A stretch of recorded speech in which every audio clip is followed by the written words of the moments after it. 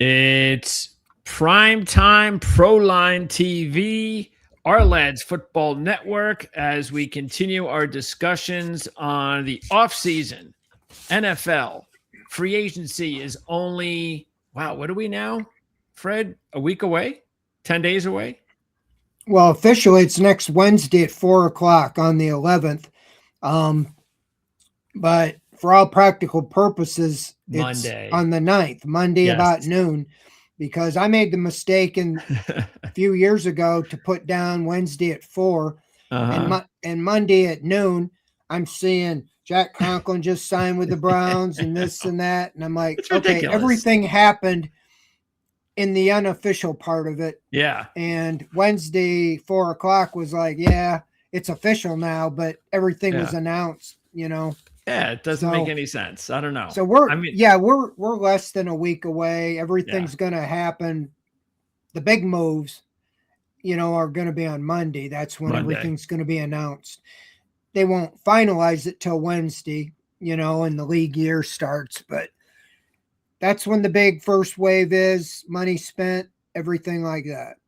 Yep, that's with technology today especially. So like you said, so even though it's Wednesday, we'll have a good idea of what's going on Monday. We'll since it's already going to be Wednesday, we're recording this. I'm not sure if we have any other interviews before Monday. So a lot of our interviews here on the network could end up being specifically just for the draft. So we'll be continuing that all the way through maybe early April.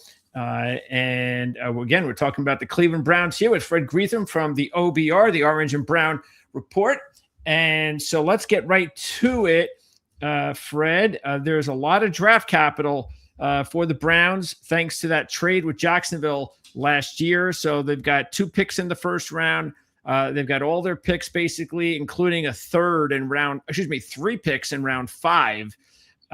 So that's a lot of capital to play with. Let me ask you about the cap, though. And, of course, they'll be fine. They'll be cap compliant before you know it. But how much money do you think that the Browns will have in order to spend? Will they be able – do you think they'll have enough to go out and get a big-name a player? Do you expect that would be something that they would do? Well, Andrew Berry talked about this at the Combine. He said – they expect to be more active than they were last year in free agency this year. Okay. But not like a year from now, they would expect to be what he called hyper aggressive. So he kind of laid the groundwork that they expect next year to really, be in a much different place. This is the last year that Deshaun Watson is under contract and that burdensome contract. They're going to still have, they've been restructuring things. They're going to restructure him again. So they still will probably, even though he'll be long gone, they will not, release him until maybe even March of 2027, to take the final hits on the dead cap. And so the biggest move last year, they signed Malik Collins. Now, he wasn't even really a free agent, unrestricted. He was a salary cap casualty of the 49ers, but they immediately jumped on him. He was a great signing. But everything else they did last year was just kind of 1 year plug and play, short-term guys. Okay. I expect them this year. So I say that meaning it wouldn't take a lot to be more aggressive than they were last year. True. But I do think that they are trying to overhaul their offensive line in one off season, and they are short one of those 5th-round picks. They just traded the 5th-round pick they got for Kenny Pickett to the Texans for right tackle Titus Howard on Monday. Got it. Andrew Berry's been very good at making trades. That's one of the best things he's done. He's willing to take on maybe a young veteran that another team doesn't want to pay and extend them. Yep. And he was willing to extend Howard to a 3-year, $63 million contract. So they're looking to maybe have as many as 5 new offensive linemen, depending on if Joe Bitonio comes back or retires. So one of them was Howard. So I expect maybe even another trade to get an offensive lineman or a wide receiver. That way, you don't have to get into a bidding war, in free agency.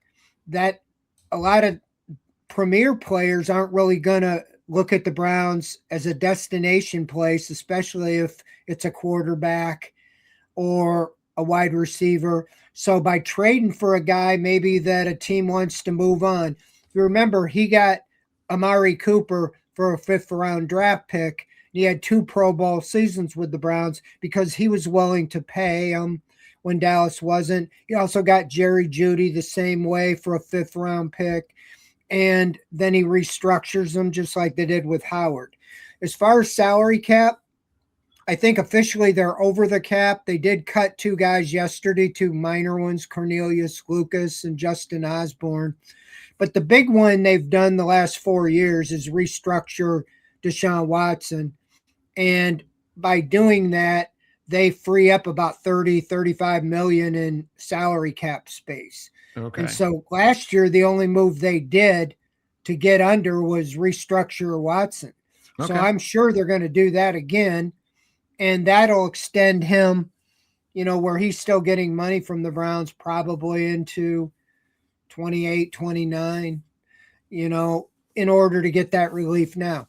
Andrew Berry is very good at managing the salary cap. And when they sign a free agent, they are able to sign him to like the first year's like 1.5 million.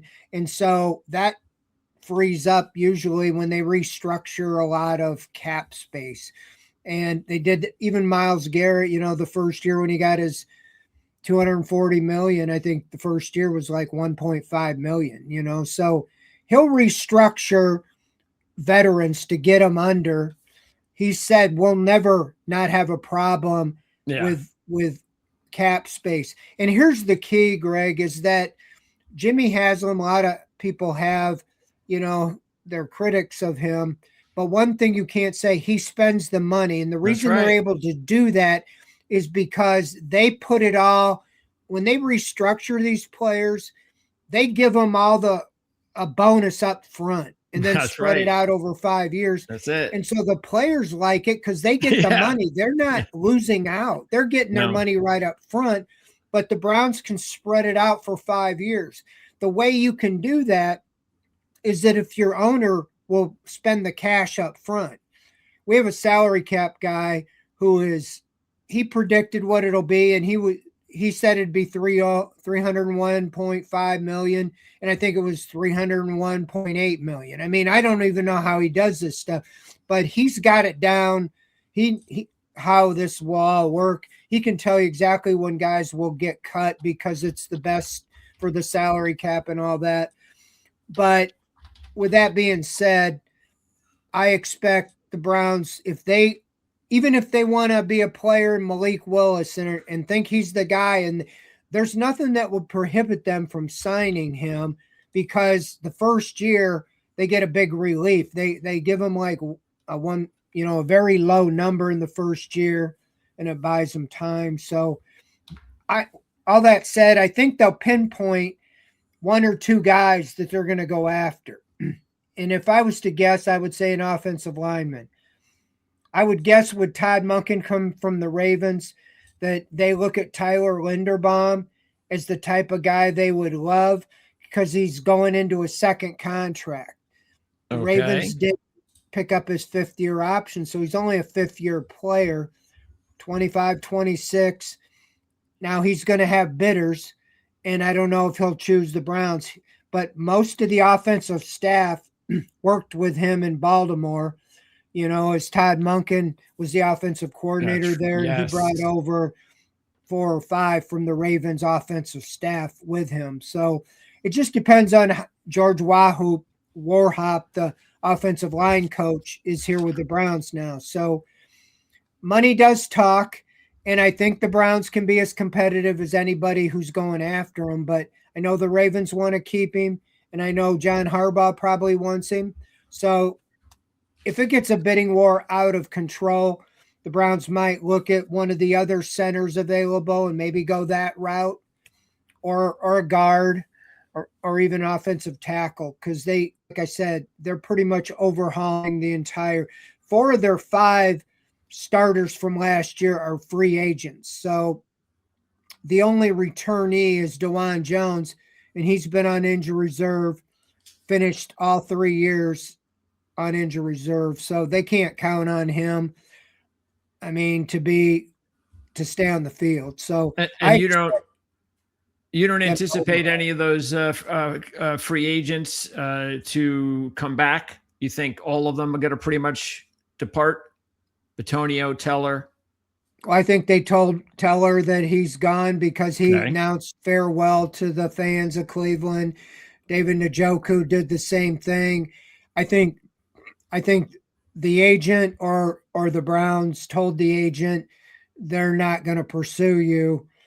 So the players kind of make it like it's their decision. It's not their decision. The Browns said we're moving on. I mean, Wyatt Teller was a great player, but he had a fall off, but he was getting like $15 million, and they had one of the most expensive offensive lines. Jack Conklin couldn't stay on the field, $15 million.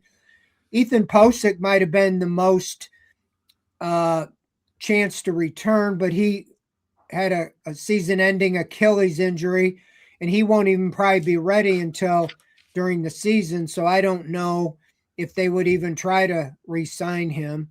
But Joe Bitonio is probably still the best one, but he's 34 and he's contemplating retirement. They gave him an extra. He had a deadline 2 weeks ago. They gave him 2 more weeks, and that deadline is like when free agency starts. So okay. The offensive coordinator today made it sound like they still didn't know about Bitonio. So that kind of tells me that he's not coming back, because the last time we talked to him after the season, Bitonio said, I got to let the Browns know in time so they can make plans. And he's holding it right up to free agency. So what about Tevin Jenkins? Back, it'll be one less hole to fill. What about Tevin Jenkins? It's all about staying healthy over his career, hasn't it been? Yeah, I mean, he was ranked as like the 3rd best guard available last year in free agency. A lot of people were a little surprised they signed him. But by the end of the year, he was rotating with Teller, and then Teller got hurt, and Jenkins finished the season. So he's a free agent, but I would think they try to bring him back, but who knows?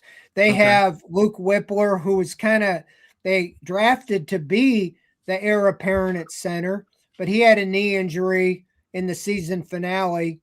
They do say he should be ready for the offseason. So I don't know what they think of him. He was like a 5th or 6th round draft pick.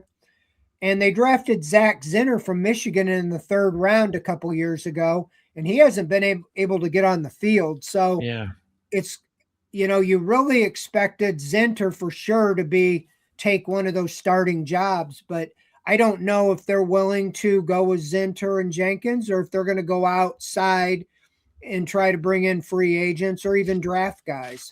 But when Andrew Berry talked about overhauling the offensive line, he used the Bears as a model. Okay. If you remember, the Bears went out and got a whole new line. Caleb Williams, part of it was probably first year to second year, but he was led the NFL in getting sacked as a rookie. And last year, he was one of the best quarterbacks in the league. And they made 2 trades for starters. They signed, I think, 2 guys as free agents.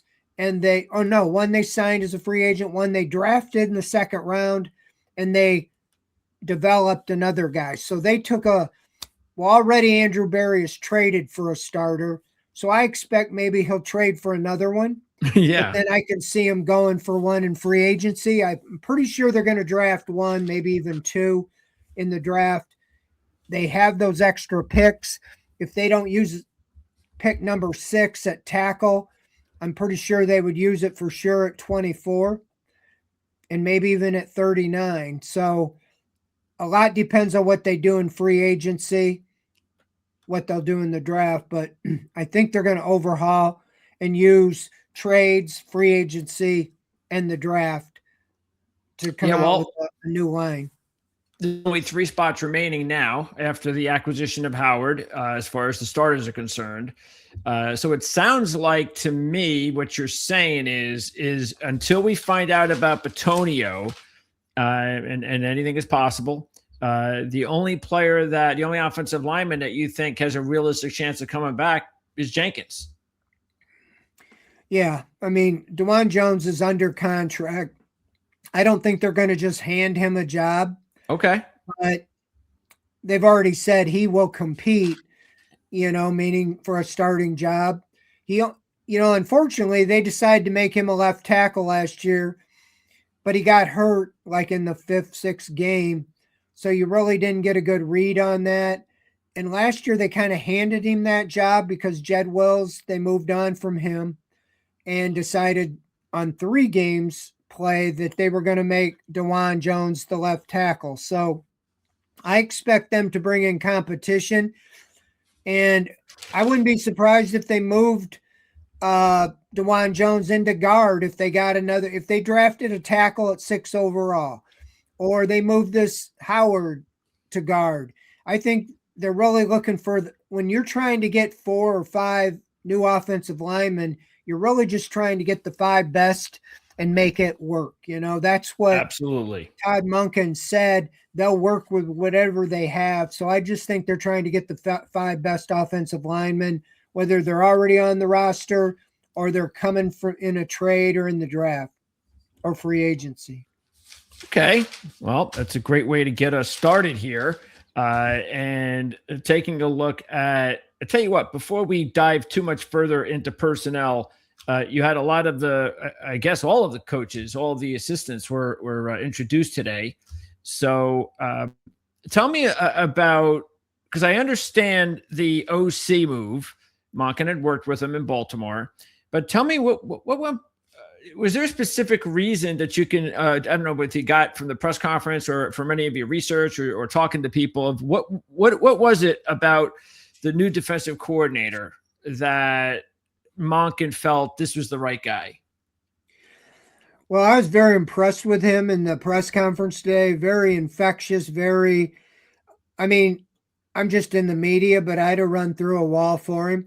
I mean, I can see why Robert Saleh. Several said that he's destined to be a head coach.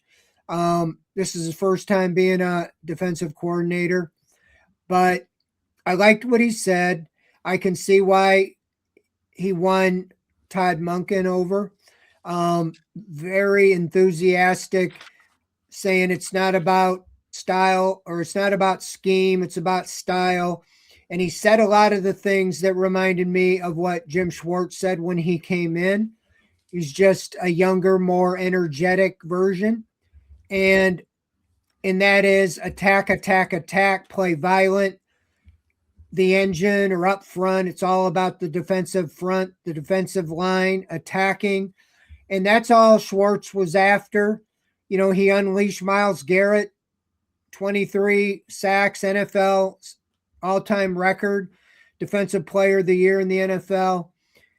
And Carson Schlesinger, at linebacker, and then with Malik Collins and Mason Graham, and they signed Alex Wright to a long-term contract to go with Isaiah McGuire and Michael Hall and, the depth they have on the front under contract.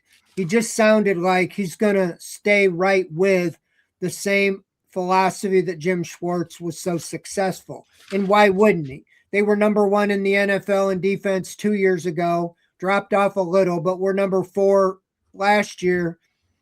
They returned 10 of the 11 starters.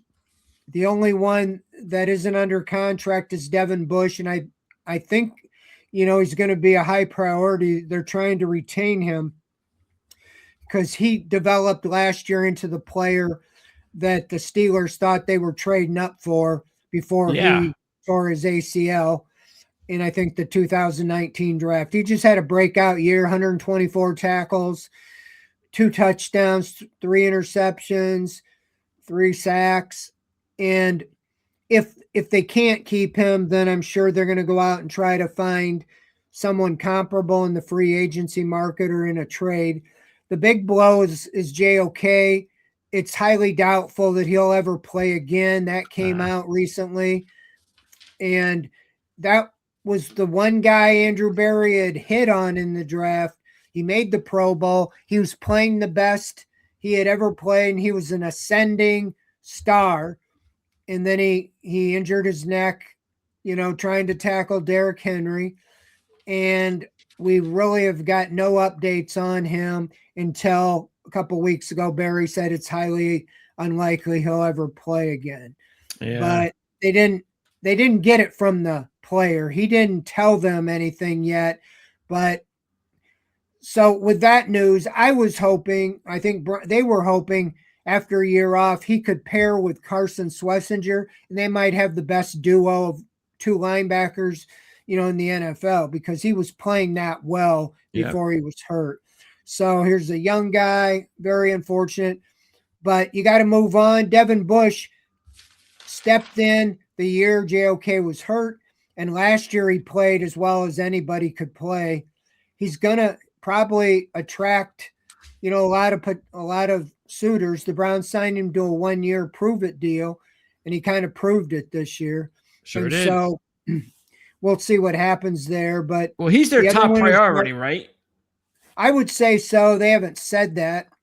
The other one I thought was Martin Emerson, the guy they took a couple years ago, or 3 or 4 years ago. He was looking to be ready for a breakout season last year, and he ruptured his Achilles early in training camp and was lost for the season. It was his 4th year, and so he's a free agent. And Berry was asked about him, and he said it's unsettled. So that sounds like he might be wanting to, I would think, coming off an Achilles, that he wouldn't have much of a market. But if you remember, he became the starter opposite Denzel Ward, and they moved Greg Newsome inside because Newsome or Emerson is big, and he's more of a press corner in Schwartz's defense, man-to-man.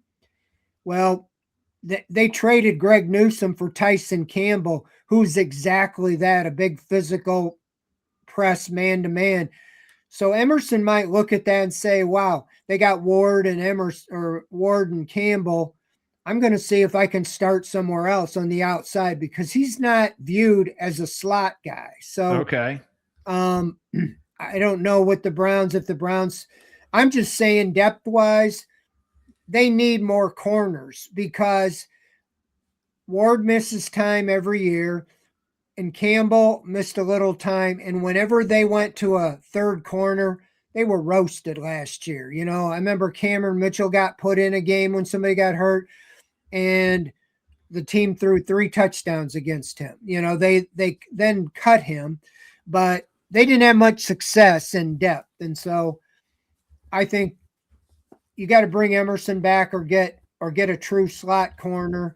They have a guy that played there, Miles Harden, but unless they think he really can handle it on a full-time basis, they just need depth all the way around. But on defense is pretty well set. It's just depth. Who was the starting nickel last year? Well, it was Miles Harden. It was Miles. Okay. I mean, after Emerson got hurt, they put Cameron Mitchell in there, and he was just really had trouble. And they ended up putting Harden in. Harden, I thought, played pretty well. There were some times he played, real well. He was a 7th round pick. So, yeah. But overall, they were scouring the waiver wire, bringing in, guys like D'Angelo Ross and Trey Avery and Sam Webb. That's who all finished on the roster to end the season, because, after they moved on, they just cut Mitchell. I think they were hoping to bring him back on the practice squad, but he got claimed by the Colts or somebody. And they didn't have much, after that. So, yeah, I think Harden has a chance, but I think that, truly they might want to get a slot. In fact, that's somebody they could address in the draft. Yeah, we're going to wrap up in a little bit and go over the team needs. Before we do that, a few other things. And what about on defense overall with some of these other veterans? Do you expect that any of these other veterans? We talked about Bush and Emerson, but you've got, Jenkins, Harris, Baker. I guess those are the only other players that played considerably and are free agents. Do you expect Cleveland to try and bring any of those guys back? Rayshawn Jenkins, he was mentioned today by the defensive coordinator. Again, the guy was pretty impressive. He listed all the players on defense. He already knew. He's only been here a couple of weeks. I don't know. I think that's more of a plug-in if need be. Okay. He did play some slot. He ended, I think, on injury reserve. But the other one, Jerome Baker, again, he's a local guy from Cleveland, Benedictine.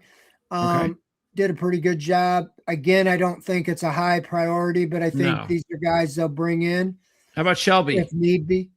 Who? Shelby Harris? Yeah. I know Jim Schwartz was really high on him. Again, I don't think he'd be pursued. I think he's 34. Again, he's the guy that knows the system, was pretty good last year.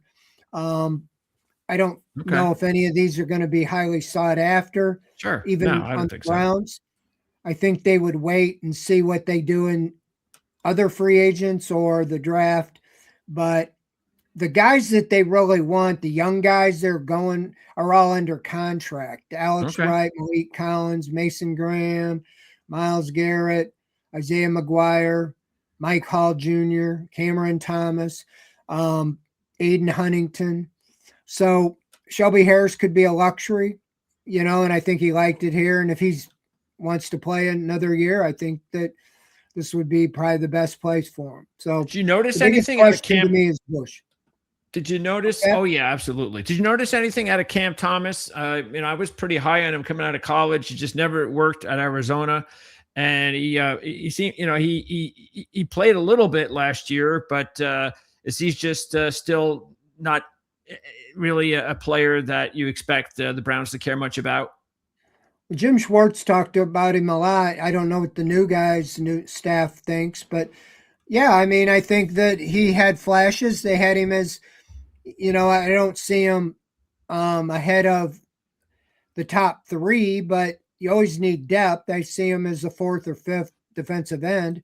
Okay. Again, it depends on what they do in the draft. Or they signed Joe Tryon-Shoyinka last year as a free agent, but they moved on from him, and because they were happy enough with Thomas to have him play in that position.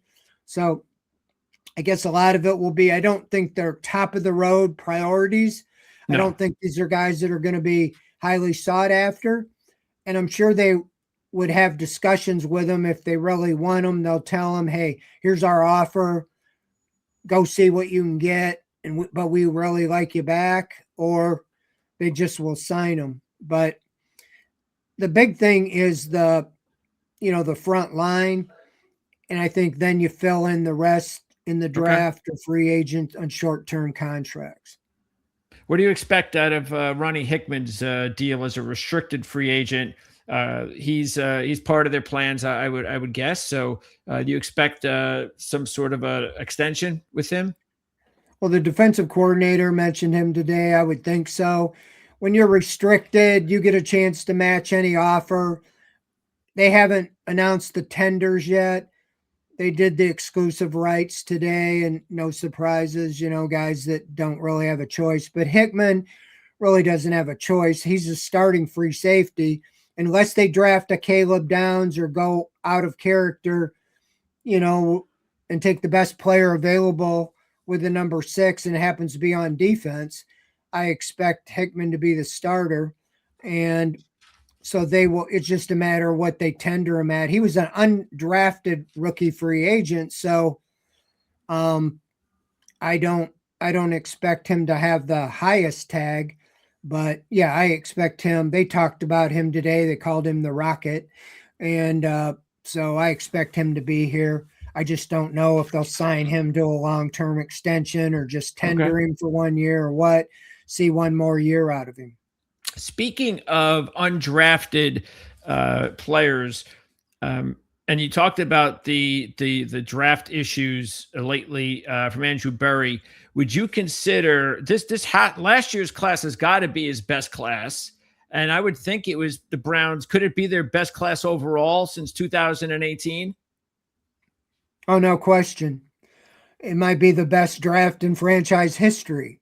And I go back a ways.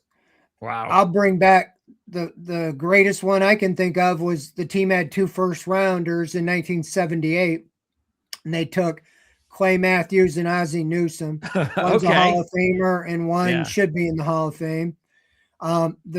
Even their next pick that draft was a kicker or a punter. It wasn't that great, but just because they got those 2 guys. Yeah. Last year, you traded down, instead of taking Travis Hunter, 3 spots, in effect got Mason Graham, Quinshon Judkins, Dylan Sampson, and the number 24 pick in this year's draft for moving down 3 spots. But not only did you hit on Mason Graham, Carson Schwarzenegger's probably, well, he was the NFL Rookie of the Year, defensive. He's a stud. And Quinshon Judkins finished the year, got hurt, but he is a big-time running back, and they expect him to come back stronger.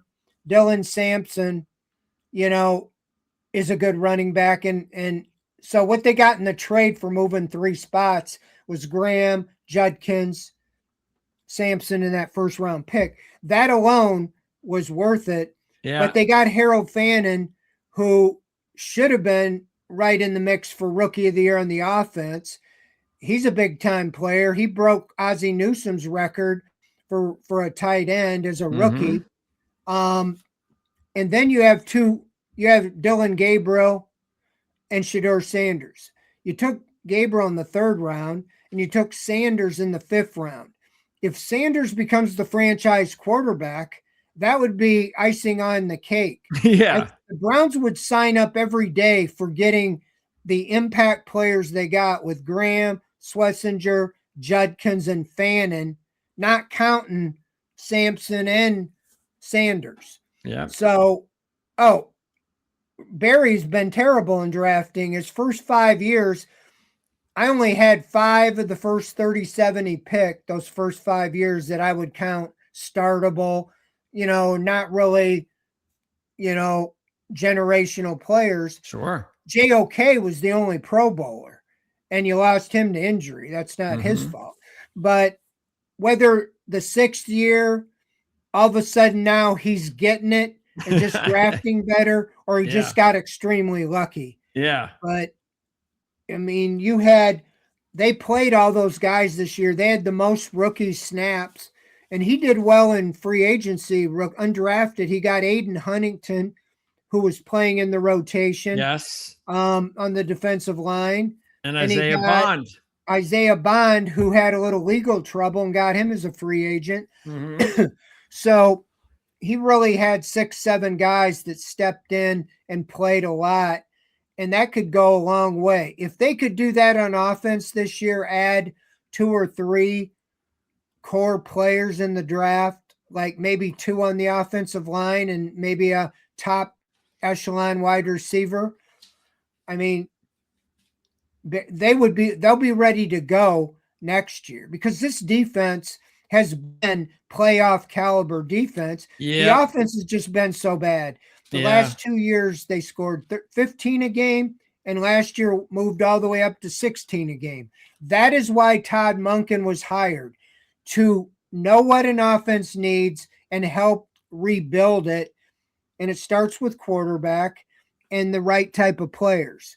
Barry's going to be drafting it, but they leaned heavy, I believe, on Monken starting in free agency in the draft to get the type of players that they need to be successful. I mean, I was a proponent to make Jim Schwartz the head coach. At the risk of making the defense step back, assuming just because you have the players, Sure. the new defensive coordinator would be able to get him to play the same level Schwartz did. I think it was a risk because, you still got to call the plays, and he had them all running. And the stars on defense all wanted Jim Schwartz to be named the head coach. The Browns bypassed him because they felt so strongly about needing to get the offense overhauled. And that's why Todd Monken's the coach. He's the Jim Schwartz on the offensive side, the 60-year-old getting his chance to be a head coach. So they were willing to risk the defense taking a step back to get the offense. So all points are on the offense this year, and we'll see what they do. Okay, one last thing before we go through the needs, and that is we've talked about all these young rookies. So are there any other players, young players on offense or defense from last year, the year before, that you think is ready to take a significant step that the Browns are hoping and are looking at them? Because you already mentioned maybe a couple of guys in Zinter and Whippler. Any other of those types of guys that you think maybe even look better than those guys have that you think could have a significant impact this season? Well, one that jumps out, we talked about Ronnie Hickman. I think this is his 4th year. They expect him to even take another step. Michael Hall, he's been injured, had a real bad injury the last game of the 24 season. Took him at least half the season to get on the field in 25. But he was a 2nd-round pick, and they were really, when they drafted him, they expected to get a lot of pressure from that defensive tackle position. And when you ask about Shelby Harris, if Michael Hall is what they think he can be when they drafted him, that would maybe move Harris out of the rotation. Mahmoud Diabate, he was an undrafted rookie. He's now, I think, in his 3rd or 4th year, ended the season as a starter. And I think they believe he can take another step. On offense, I mean, there's some guys that showed some potential. Malachi Corley, they got him from the Jets, former 3rd-round pick, and he got into the lineup and played some. There's a lot of guys. I think they want Isaiah Bond. They think he can take a step. The offensive coordinator mentioned him today, but there's a guy they say at the end of the year, like for the last game, the Lions put him on the practice squad, Kingsley Equigon or something. I think they might have signed him with the hope that maybe he could be the center, this year. So I don't know much more about him, but they brought him in right at the end to make sure he was on the roster. So I would say guys like that. I would say Bond on offense would be a big one. They would want to take a step. All right, let's go through the top needs for the Cleveland Browns. And is there a absolute number one? And I mean, well, let's just say quarterback, because any team that doesn't have a quarterback that they feel is definitely in place, it's always got to be the top need. So let's just kind of talk there. Is that, again, because of the way that the draft is this year and where the Browns are drafting, they're obviously not going to use that pick with their first pick, but was there any possibility at all, or some possibility, where would you put it, that they would use their second pick on a quarterback? I don't know. I would say, because Todd Monken's new, we don't really know what he thinks of Shedeur Sanders. We don't know what he thinks of Deshaun Watson. I mean, he has talked about them all. Like, he's talking about open competition and giving them a fair chance. And we're going to start knowing Monday what they really think of this room. I mean, it makes sense that you don't just anoint Shedeur Sanders the starter already. No, yeah. Or Deshaun Watson or whatever. But by what they do, even if they don't sign Malik Willis, say, if word comes out that they were in on it and really going hard to get him, that tells me that that's a level they think is much better than a Watson or a Sanders. So some of that will dictate. If they don't even talk or try to acquire a quarterback in free agency or in a trade, then that'll kind of lead you to believe that they're willing to go with what they have. I mean, this Kyler Murray thing he was very productive, and they're moving on from him in Arizona for a reason. But if you can get him for $1.2 million, he's definitely better right now than what you have in Watson or Sanders, you would think. But any move they make, these retreads, the Geno Smiths, the Kirk Cousins, the whatever you would want to call it, you see what Sam Darnold did. So that's what I'm not sure. I'm not sure they're not calling this a rebuild. And they have a favorable schedule, it looks like, next year. And this division's in flux with the Ravens and the Steelers having new coaches. Do you think you can make the playoffs, and can you go for it this year? That would tell me if you're going to go for a legitimate starting quarterback, even if he's not your long-term answer. Because if you're going to go with Shedeur Sanders, I still think you build up all around him, a new offensive line, one or two new playmakers, and then see what you got in him. And if he isn't the answer, you might be 2-15 and be in a position to draft a quarterback number one. But last year, when they traded to get the extra first round pick, they thought the 2026 draft was going to have 6 to 8 first round quarterbacks. Yeah. And we won't take the time, but you can go right down the list how many, failed. And for Francisco Mendoza, I never heard of his name last year at this time. It was all the other guys. Yeah. And so there already, a lot of talk about 27. Well, you could be in the same situation next year where all these guys like Manning and Dante Moore, and maybe they're not any good next year, You never know. I think they're going to turn over and making a decision right now. If they feel like Sanders is the guy, then you go with it and see what he is. Because Watson's in the last year of his contract. I know you've sunk $240 million, but are you really going to put him out there and start? What does that tells you that you've given up on Sanders, in my opinion, because Sanders isn't a backup type quarterback. He brings so much attention to the locker room. Everybody wants to know about Shedeur Sanders, that follows nationally. And that's not his fault. But you either go with him and see what you have, good, bad, indifferent. But if you truly go to training camp with open competition and it's just between Dylan Gabriel, Shedeur Sanders, and Deshaun Watson, I can tell you my opinion. I think Watson will look the best of any of them, and you would have to make him the starting quarterback because I've watched him at Greenbrier, 2 training camps. I was for sure the guy was going to play at least average, and he was historically bad before he got injured. He's coming off 2 Achilles injuries, a fractured shoulder, not to mention the ACL injury he had his rookie year. So I don't know what you're going to expect, but he's going to be on the roster because of the salary cap. You can't cut him or trade him.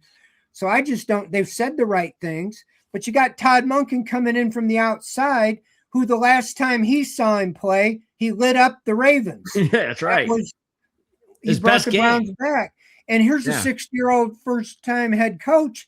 If he thinks if that's all he's got, he might say, we're going with him because we can win some games with him with this defense and so forth. So absolutely, that's where it's interesting as the week starts. What are they going to do outside the 3 quarterbacks that are on the roster? But it sounds like to me that it would be highly unlikely that they would, if they're going to add a quarterback, it makes more sense to add a free agent, a veteran, than go again and add another rookie at quarterback. I'm not saying it can't happen because you do have a new head coach, and I'm sure he's going to have a lot to say about the quarterback position.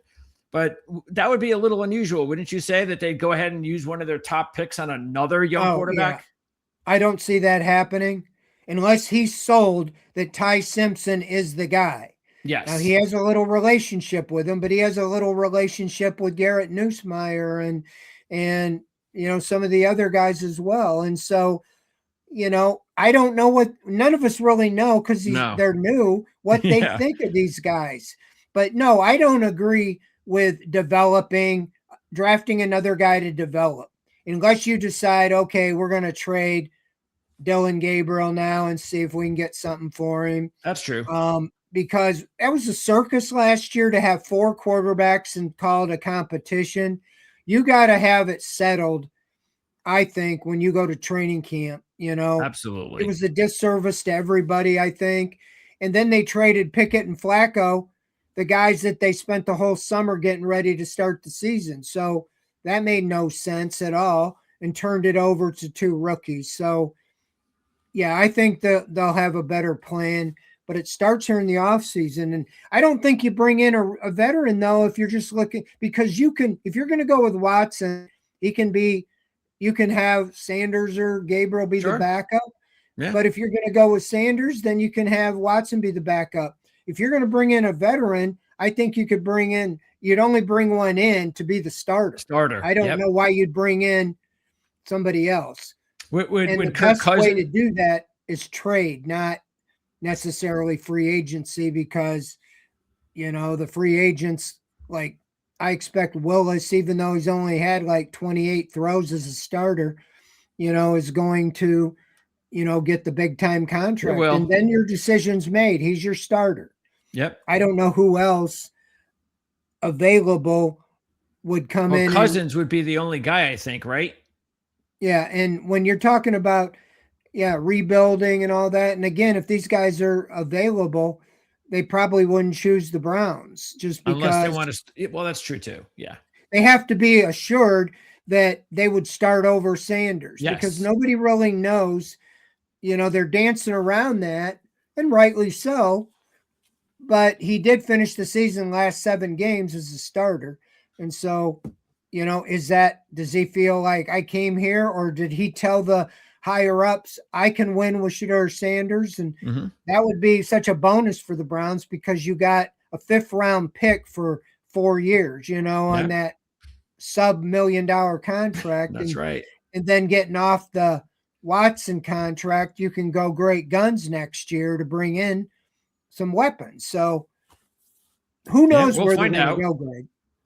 Okay, so the quarterback thing is the obvious. So let's get to the rest. Is there a one position of need that you would consider and all the fans consider the absolute must outside of quarterback, or is it 2 or 3 different positions that it could be? Well, the offense completely, but quarterback's always important, but offensive line, I'd say specifically offensive tackle. You traded for one. You're either going to draft one high, 1st round, or you're going to trade for one. I don't think they would try to go in free agency. Maybe they will.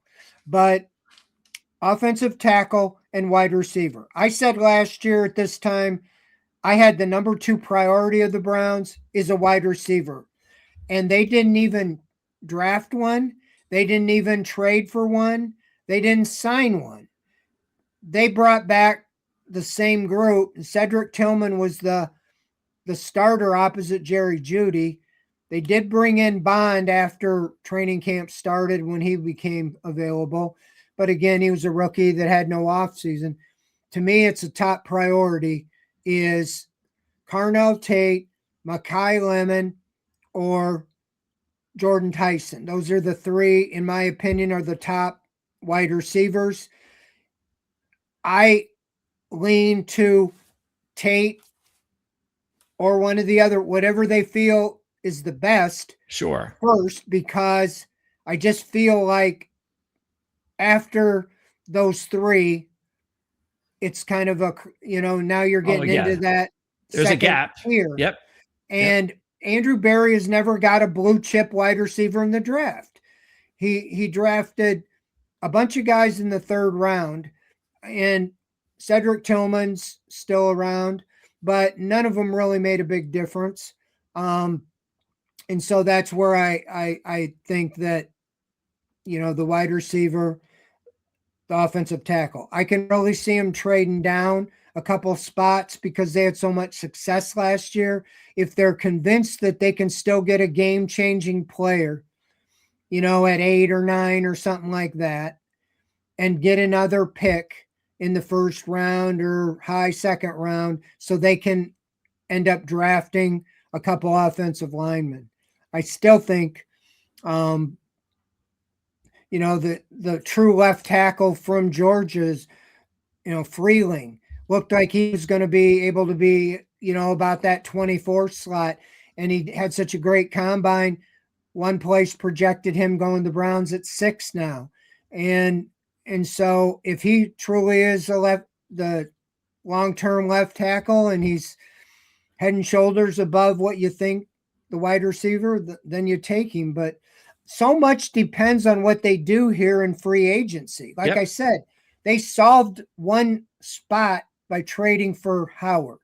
If they do that again, then I could see them all boring in on the wide receiver. But if they trade for a wide receiver, say they get a pretty good wide receiver in a trade, like you got Amari Cooper or Jerry Jeudy, then you can put all your attention on the tackle. So those are the premium positions. To me, it's all about getting at least one game-changing wide receiver and offensive tackle.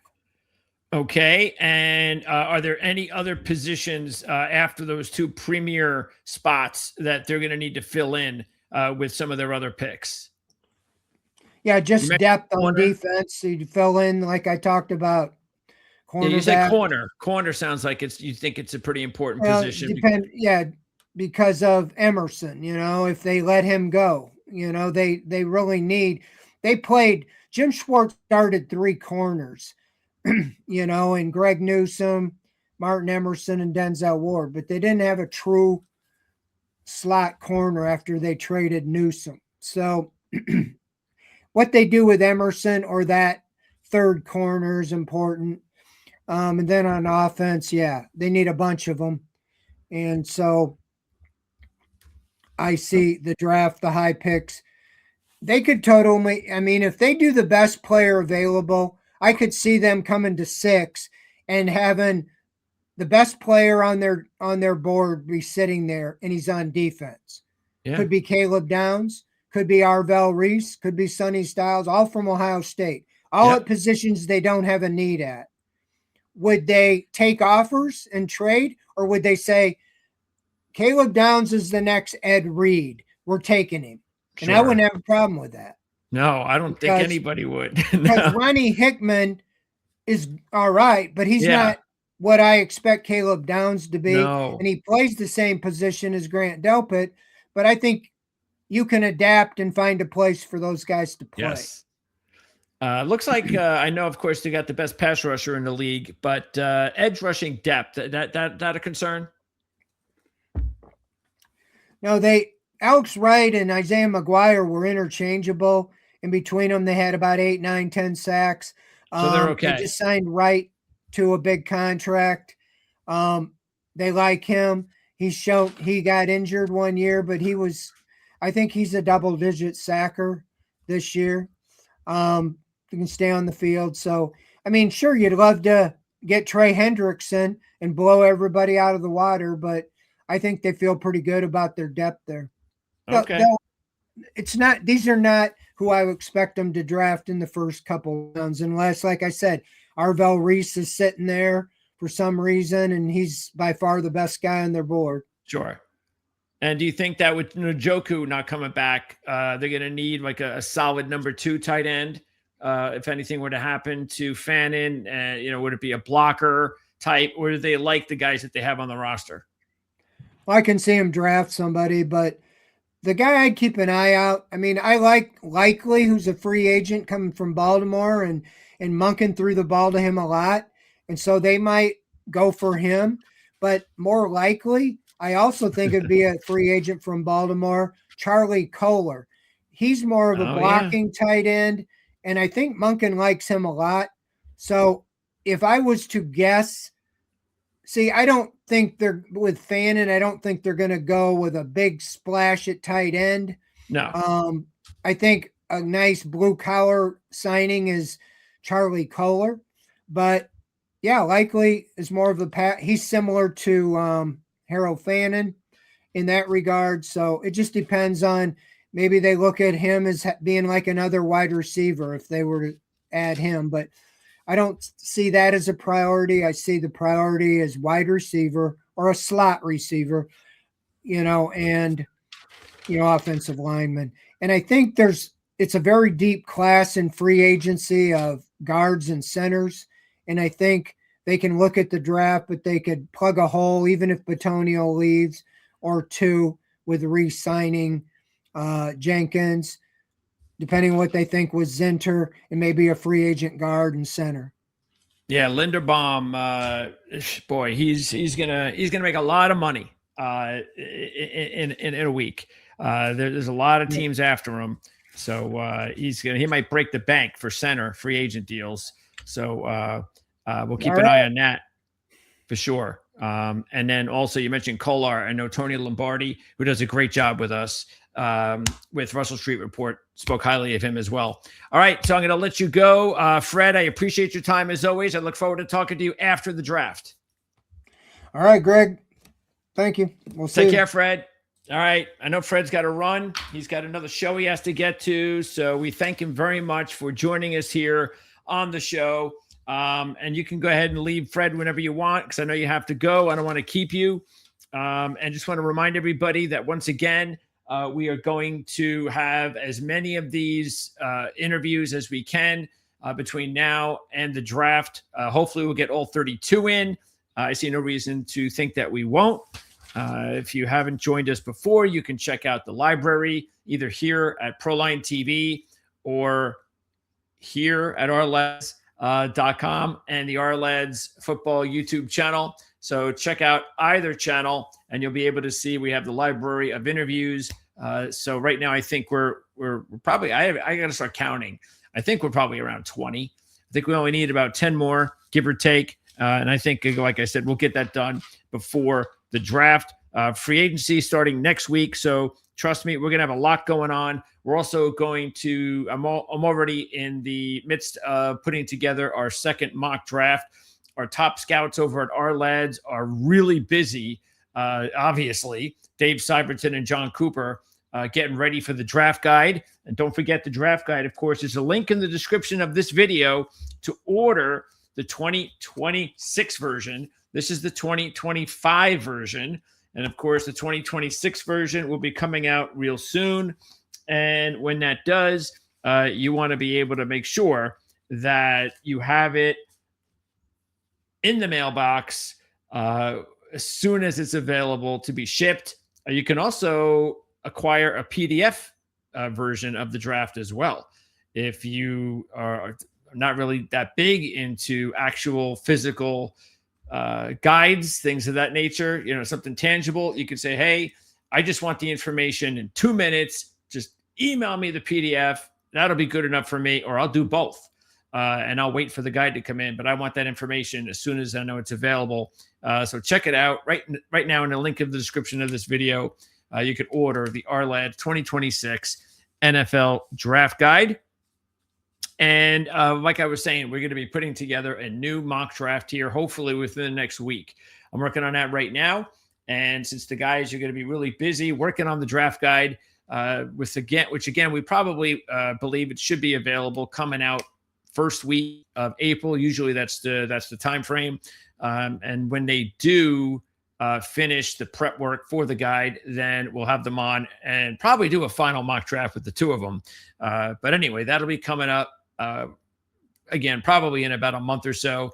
But before that happens, I'm setting up another mock draft show and make sure, of course, that whoever we have on, these guys are going to be in the know. They have really good backgrounds. They know what they're talking about. And I wouldn't settle for anything less to make sure that you guys have the best draft coverage right here on the Ourlads Football Network. Okay, so that's going to wrap it up we were supposed to do a Chicago Bears interview with Mark Carman. That was on Tuesday. He had a personal thing come up, so we are rescheduling that one. So hopefully we'll have Mark on sometime in the next week. And that's why you want to make sure you subscribe, of course, here to the channel. This way, anytime we pop in and we have a interview with the remaining teams that we're going to be doing, especially if it's your team, if it's not the Cleveland Browns, then that's the easiest way to gain access and to know that it's available at your convenience. As far as ProLine TV, the rest of the week, tomorrow we're going to be talking some college basketball on the Playbook Show. That's going to be at 1 o'clock Eastern live. So we're going to do a lot of March Madness discussion, and we're going to be doing a lot of that every Thursday at 1 o'clock. I would guess, except for 2 weeks from Thursday, when the tournament begins on that day, the first big day, outside of the first couple of days, of course. So I'm sure we'll move that up. We are going to do a college basketball tournament special preview the Monday after Selection Sunday. So that's probably Monday night, I would think, somewhere between 7 and 9 Eastern. So again, just wall-to-wall college basketball coming up. I'll be back on Friday night to talk more about college basketball like I've done the last couple of months. We have horse racing with the Kentucky Derby coming up real soon. So we've got prep races, and we're going to have a couple more prep races to talk about tomorrow at 4 Eastern with John Hardoon, thoroughbred handicapper from the Ragas and Sheets. So again, that's tomorrow. So without football, tomorrow we still have college basketball talk, horse racing. Friday, more college basketball talk. And then I'll be back also on Saturday for more NASCAR coverage after practice and qualifying from Phoenix. So we, of course, did our first we did our NASCAR show on Tuesday at 4 o'clock Eastern, which we do every Tuesday at 4 o'clock Eastern to preview every race of the NASCAR Cup Series. We also previewed the first F1 race, which is in Australia. So we talked about that's wide open, the first race. At least the first race is wide open. So the champions from last year, the champion McLaren team, they're like the 6th co-choice of the race as of now. So that tells you it's wide open. Max Verstappen, I think, is the 3rd choice. So who knows? There might be some money you could actually make in F1. We talked a little bit about it with CJ Verdun from MotorWire.com. And of course, also on Saturday, we'll get you up to speed on the latest odds in NASCAR for the race on Sunday. And we'll take a look at the DraftKings contest for NASCAR as well, which is what we do for golf every week, usually Monday or Tuesday when I come on to preview the week ahead on the PGA Tour. I'll go in and give you some tips for DraftKings with all those cool contests they have available for golf. All right, so that is going to wrap it up, and I am going to see you guys again tomorrow. Should be 1 o'clock with Mark Lawrence, Jim Feist, and Andy Isco. Thanks for tuning in here, and we'll see you again next time.